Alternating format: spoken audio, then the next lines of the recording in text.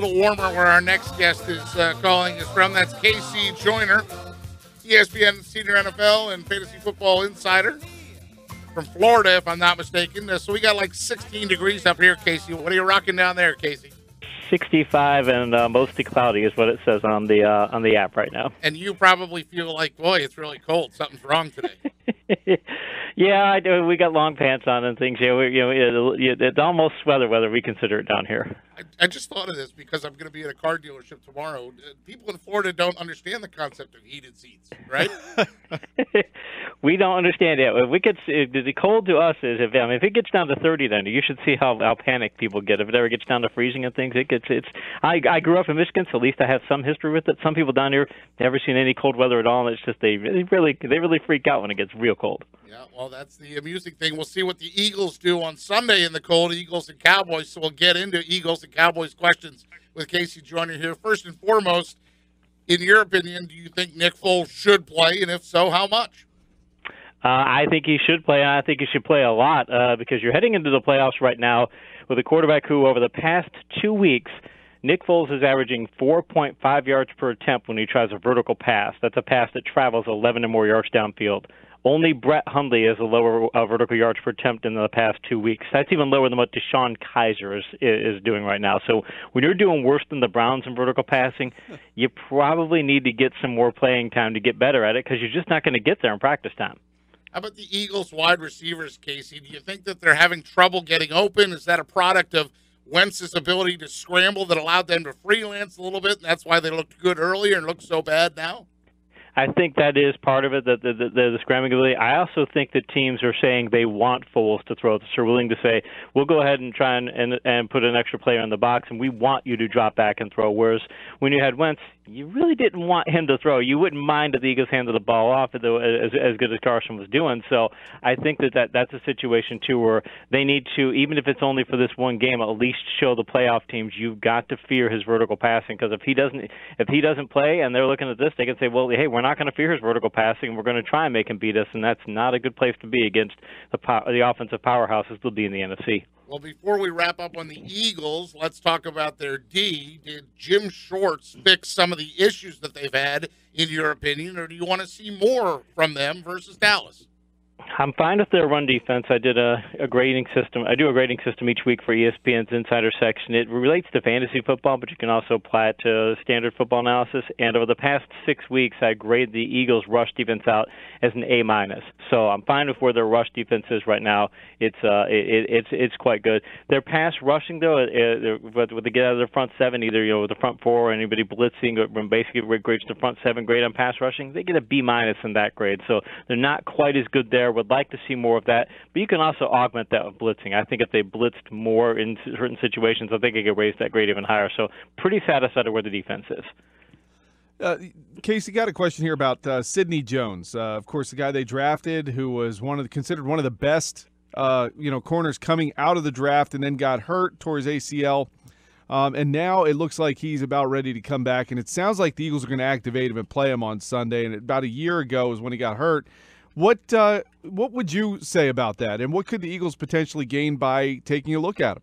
I liked what I saw on tape out of him in college, so I think he's got really good coverage skills. And frankly, Darby's been a little hit and miss. You had Mills biting on the slant and go last week. You've got guys who are making some mistakes, although, again, as we mentioned earlier in our call earlier this week, the slant and go that they gave up for the touchdown was the only vertical completion Philadelphia allowed last week. So when they do give up a big play, when they give up a big completion, it's a big completion, and that's a bad thing. But they are doing pretty consistently. So I'd get Jones out there because you can't have it. Al Davis has always said you could never have too much cornerback depth. It's something that you have to have as much as you can. So if you can get him out there and get him play him a whole game or play him in 3/4 of a game or something and get him a solid amount of playing time and get him ready to go for the playoffs, I think it's a huge plus.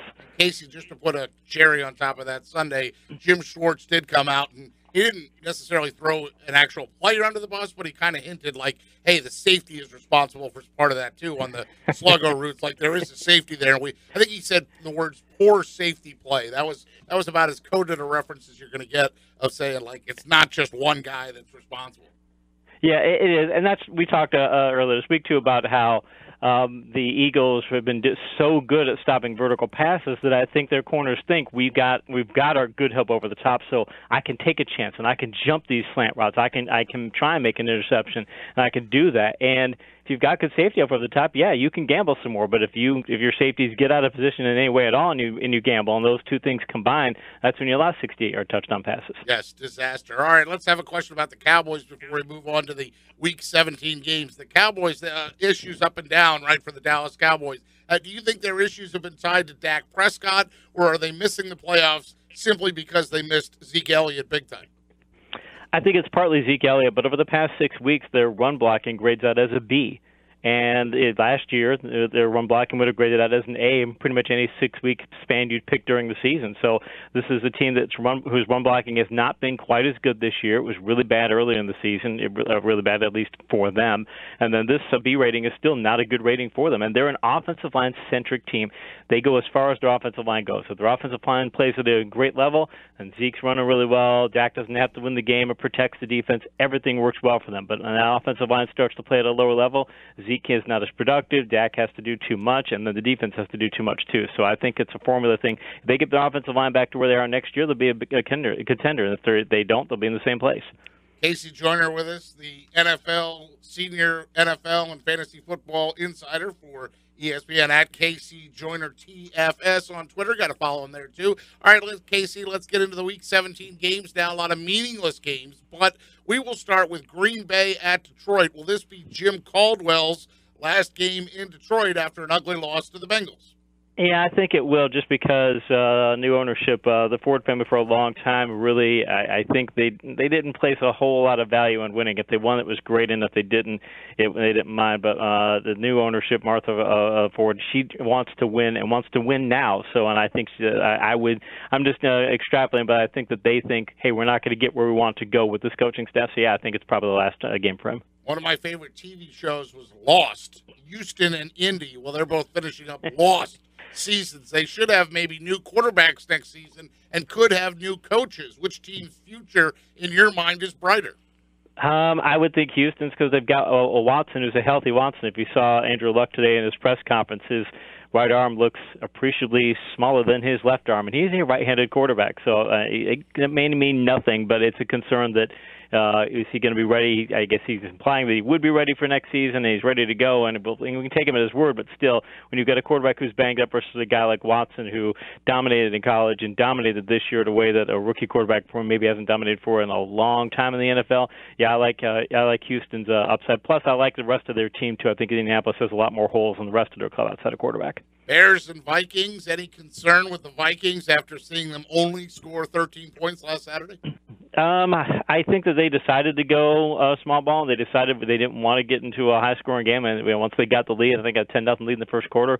Memory serves correct, and they said, let's just go ahead and run the ball. That's what they would prefer to do, and their defense is playing that well. Their defense had some problems early, and I think that they want to keep from testing that defense. So it's one of those situations where I think they would prefer to get into games where maybe max 40 points is scored rather than try and get into higher-scoring games.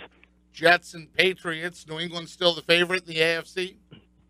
Yeah, they have to, because Pittsburgh's going to have to go there, and I still just expect that the Steelers as you know, my son's a big Steelers fan, but we kind of expect that the Steelers will find a way to get out coached in that game, but I'm curious to see if New England's going to play all its starters, because Pittsburgh says they're going to probably sit Roethlisberger and sit Bell and things, and is New England going to play all its starters and go all out? Because that might be you don't want to see another situation like happened to Edelman years ago.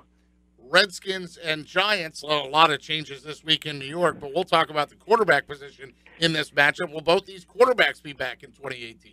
I cannot understand why Washington is even thinking about not signing Kirk Cousins. You have a guy who, if he's not a franchise quarterback, he is a top 10 quarterback with franchise potential if you good players around him. So I cannot understand for the life of me why they're doing that. If they lose him to another team, it'll be a move they regret for another decade, if not more. The Giants, they just, they had a good run. It's the old Al Davis thing where he used to say that a head coach has about 10 seasons with his team. I think he could apply the same thing to a general manager sometimes. That maybe sometimes they just wear out their welcome with the team. So I think they're going to have a bright future, but it's going to be a real tough short couple of years for them. We'll take a quick pop and a break to just ask you what you thought of the Giants' choice for their GM. It's since he'd worked in the organization and he for so long, he knows what the organization wants to do. He knows how the organization operates. I think that was a big plus for him and for them. They said, this guy knows the way we want to do things. We don't have to bring another GM in and show him the giant way. This person knows it. So I think Gettleman was a good signing. Browns and Steelers. Now, Joe Thomas said he loves the spot the Browns are in. A couple of years of pain and tons of cap space now and draft picks and kind of sounds like Sam Hinkie, right? I mean, do you like the Browns in 2018? I'd like the Browns if I knew that it's a lot of times what's the old saying that coaches coach, players play, owners own, general managers general manage. If you keep those roles in place, you're in good shape. Once you get ownership trying to do more than just own the team and they try and get a little too involved in player personnel, I think that causes some problems sometimes for teams, and I think that's where Cleveland is. I think they need to just let the general manager and let the organization run their club because they're in a great place right now in a lot of ways, but they just need to get a different mindset, and I don't think you're going to get that mindset if people think that the general manager and the coach aren't in charge. Big game in the NFC South, NFC South, Carolina and Atlanta. Falcons' loss opens the door for Seattle. Carolina, of course, still in play for the division title. Yeah, division title, and if things go well, I believe they could get the first round bye too. They could get the 2 seed if I don't think Minnesota's going to lose, but they still have that chance. So Carolina, I think, will go all out to win the game. In Atlanta, their offense just hasn't been the same since Shanahan. We see what Shanahan's doing now. He's got Garoppolo. He's the best play caller in the league, and Atlanta misses him badly, and I think that Carolina can put up a point total that Atlanta can't keep up with. You talked a minute ago about Kirk Cousins and how a franchise quarterback or a top 10 quarterback is so important. I guess KC, Kansas City, and Denver, Patrick Mahomes, the story there, gets the start for the Chiefs. Do you think, KC Joyner, are the Chiefs a legitimate Super Bowl contender? I think they have. They're only a legitimate Super Bowl contender if other teams stumble. They have. I don't want to call them a one-dimensional team, but because they're very good on offense, I don't think their defense is anywhere near as good. And I think if you got them into a situation where they had to get into a high-scoring game, if you said, hey, okay, they're going to go face Pittsburgh or New England, and now this thing needs to turn into a shootout, does anybody really think Kansas City can keep up on that? They might be able to, but shootouts are always a low percentage proposition anyway. So I think they've got too many weaknesses, and they're one and done. Jacksonville and Tennessee, you've got the Titans who need a win for a playoff berth. Jacksonville really nothing to play for, or do they? Their run defense has not been anywhere near as good of late, and it was bad early in the season. And if I'm Jacksonville, I want to make sure that my run defense is where it needs to be. Not sure that I play the players this week, but they need to fix that because if you take a bad run defense and you go into the playoffs and you're facing Kansas City's running game, you're facing Tennessee's running game, which could be that good. You're facing Pittsburgh running game. You're facing New England's running attack, which, by the way, their run blocking has been top 5 in the league for most of the season by good blocking rate metric. If I'm the Titans, if I'm the Jaguars, I'm pretty worried about that. But again, I don't know that they necessarily addressed that this week. You were raving about Shanahan a minute ago. San Francisco and L.A., the L.A. Rams. Now, this is interesting. We've talked a lot this week about the Rams kind of sounding like they would rather come to Philly than Minnesota. Is that a smart move by Sean McVay? And then, of course, on the other side, you've got San Francisco, winners of 4 straight with Jimmy G. Yeah, they went to Minnesota before, and it didn't go so well for them there. So I can understand why they might think the next time we go to Minnesota, we hope it's for the Super Bowl. I think that I can understand that, and wanting to play like a backup quarterback if you're them. I can see that situation. But the Rams are also saying that they just want to rest their starters. It doesn't sound like their starters are even going to play at all or very little in this game. So, and in San Francisco, they're the hottest team in the league right now. And again, if they start stockpiling a little more talent this offseason and filling some of the holes on defense, that could be a playoff contender as early as next year. This and Miami, the only thing I can think of that is, well, at least it's in Miami since it's 24 degrees up here today. Yeah, they get some of this warm weather down here, and I wonder about Miami and Buffalo. You can see where Buffalo wants to be and where they're going to be as a team. Yeah, they had that debacle when they benched Taylor and put Peterman on the lineup. But otherwise, if you take where that team is and you see the kind of mentality they've had this year, it really bodes well for the future. And Miami, backbiting, infighting, all kinds of bad things happening. It's just it's not a good scenario down there. So I bet Buffalo goes down there and wins that game. Oakland at the Chargers. So there's 2 games in the Los Angeles area on Sunday. Chargers slim playoff hopes. Raiders, oh, KC Joyner, they've been a mess this year. They want to play bully ball, the old style Raiders bully ball, and it just didn't work out for them this year. I still can't understand why they don't trust their offensive line to pass block for some reason, because they get tremendous pass blocking numbers. You look at what their how good their pass blocking, the pass pressure rates allowed are. And they're fantastic, but you never see them on vertical passes. I think there were 4 vertical passes last week. That's just an incredibly low number for a game. So they're not who they should be. And the Chargers, again, then the Chargers are another team where you look at them and say, okay, this team's got a pretty bright future, because you can see what they want to be. And if it weren't for a couple of missed field goals early in the season, I had one against Miami. If they had a couple things go the way early in the season, they might be a playoff team right now. And I think they have a bright future. How about Arizona and Seattle? Maybe goodbye Bruce Arians. Who knows? So what we do know is that the Seahawks need to win, and they need some help. Casey, does anyone want to really see Seattle in the playoffs, or would they rather face Atlanta? Well, look how Seattle's played the last 2 weeks. They don't want to see the Russell Wilson from weeks, say, 8 through 14, but the Russell Wilson in week 15 and 16, Russell Wilson, who the offense last week, whether they had more penalty yards than offensive yards, and they're doing terrible right now in a lot of ways. In fact, over the past 2 weeks, Russell Wilson's only averaging 5.7 yards on vertical passes as well. So, and their offensive line grades out as an F. So they are a flawed team. Having said that, that is the kind of team to where you could play well against Russell Wilson. He's like the John Elway of the 80s, that you could play well against him, and then he can carry the team to win by himself. So, yeah, they're a scary team. If I'm in the NFC, I want to see Atlanta make a playoffs more than I want to see Seattle. New Orleans versus Tampa, division on the line for the Saints. Tampa ending a disappointing season. Yeah, and Tampa's got problems. Both, I mean, it's what their organization is, and you can tell the players don't necessarily believe in what the coach is selling, and that's a bad combination. If the players start to think they don't believe in the coach, then you kind of got to make a change there. And they've got a lot of talent issues down there too. They need more talent. And New Orleans right now, if New Orleans, they're the type of team now that they've got a good defense, not a great defense. I think their defense is a bit overrated, but they're a much better defense than they have been in past years. They can run the ball as well as anybody. Breeze, I still wonder if he's going to be able to play at an elite level where he used to play. But right now, for the past 6 weeks, the Saints have given us some of the best pass blocking in the league. So if he needs to pass, he's got the blocking up front to do it. Bengals at Baltimore. Now, Baltimore with a win, they are in the AFC field. Is this the final game for Marvin Lewis? I think it is, and again, it's that old Al Davis saying that coaches have about 10 years, and he's had 15 with his team. He's been really successful, made the playoffs, I think it was 7 times in the division with teams in Baltimore and Pittsburgh that make the Super Bowl every few years, so that's a really tough division to be in, but I think they feel they probably need to make a change. For Baltimore, though, the thing is that they've played a lot better on defense, and they've still got the opportunistic defense, and their offense is pass blocking exceptionally well, top 5 for the past 6 weeks. One of their problems, though, is that I believe the record is 1-5 against playoff teams in the AFC, and they're 9-0 if they don't play a playoff team. It's something like that. They only have 1 win against a playoff team.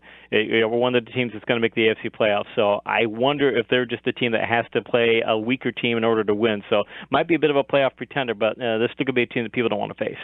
Casey, I'm going to blow your mind here because there is no Mike Gill, but I'm going to talk about the WWE, and you know that's not my strong suit. A couple of years ago in Atlantic City, at the beer festival, I ran into a fellow, had a big giant beard, just hulk of a man, basically. Sorry, not hunk, hulk. And, hi, I'm Gene. Hi, how are you? Turns out this guy is Snitsky. Does that name ring a bell to you? It does ring a bell. Yes, it does. He was a very a character, I guess is what you'd say. He definitely didn't play a believable person, but he's an over-the-top character. Big guy? Great guy, wonderful to hang out with, and I still follow him on Facebook. So this picture came up this week about, says that it's been 10 years that he's been out of the WWE, but that he tweeted directly to Stephanie McMahon saying, I thought this might pique your interest because he looks just like Braun Strowman. so there you could do the old you could have them have mask, you could do the little switch out there. There's all kinds of angles. It's been 10 years since he's in the WWE. It just doesn't seem like it should be that long. Wow, it's incredible. I went back and read all the history because, again, this is out of my comfort zone, and I had to ask Josh for a little bit of help, too. And, I mean, there's all stuff about Big Red Machine's baby and his storyline, and I'm thinking, like, is this what Mike Gill is watching each week? And they're talking about he could be the father of Braun Strowman. He could be he could be this, he could be that. And I thought, well, no, what? Okay, so it's basically soap opera for guys.